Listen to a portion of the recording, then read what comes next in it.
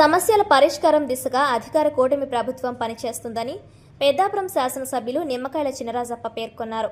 పెద్దాపురం మాజీ municipal chairman రాజా సూరిబాబు రాజు స్వగృహంలో grievance కార్యక్రమం నిర్వహించారు.